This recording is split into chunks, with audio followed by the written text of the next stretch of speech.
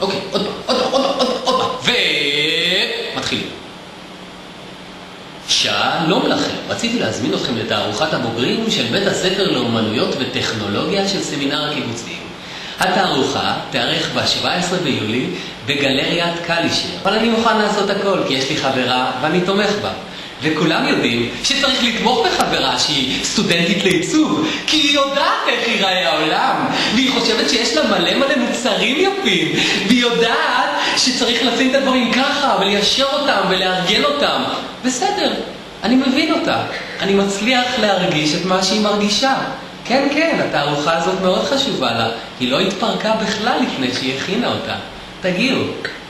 אתם חייבים לתמוך גם בנו, האנשים שנמצאים ליד הסטודנטים. בהצלחה.